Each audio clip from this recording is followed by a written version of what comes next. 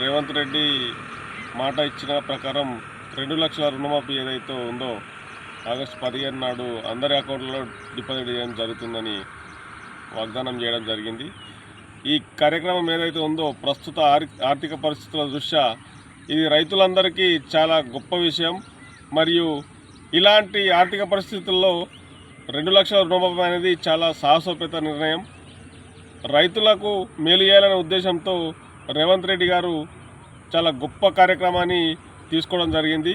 అప్పుడు 2004 సంవత్సరంలో వైఎస్ రాజశేఖర్ రెడ్డి ₹1,00,000 రుణమాఫీ ఏకకాలంలో చేయడం జరిగింది. మరియు ఇప్పుడు రేవంత్ రెడ్డి గారి ప్రభుత్వమే ఏకకాలంలో రుణమాఫీ చేసి రైతులకు విముక్తి కలిగించడం జరిగింది. గత ప్రభుత్వాలు రుణమాఫీ చేస్తా అని హామీ ఇచ్చి అవి 50,000 ₹1,00,000 అని చెప్పి అవి మిత్తికి కూడా సరిపోలేని పరిస్థితి. రైతుల రుణాలు అదే విధంగా కొనసాగాయి తప్ప రుణ విముక్తి కాలేదు. కానీ ప్రస్తుతం ఈ రుణమాఫీ ప్రక్రియ పూర్తిగా రైతులకు ఉపయోగకరంగా ఉందని, కాబట్టి రేవంత్ అన్న ప్రభుత్వం రైతు ప్రభుత్వం అని నిరూపించుకున్నాడు. మరియు ఇంకా ఇచ్చిన హామీలు ఏమైతే ఉన్నాయో 6 గ్యారంటీలు అవి కూడా నెరవేర్స్తాడని మాకు పూర్తి నమ్మకం ఉంది. గౌడు తండ్రి సత్యగౌడు, చిన్న చింతకుంట మండలం, నర్సాపూర్, మెదక్ జిల్లా.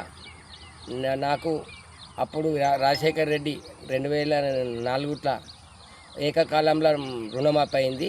ఇప్పుడు మొన్న 1,06,000 చిల్లర ఒకటే ఏకకాలంలో అయింది.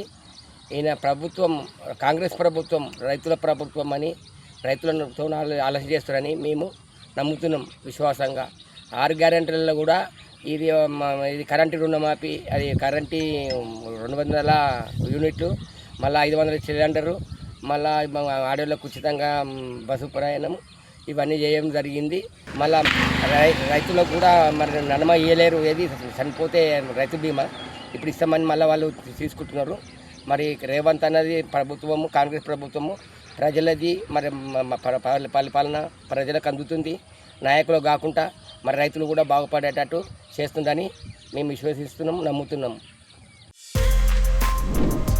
For more videos like this, subscribe Big TV channel.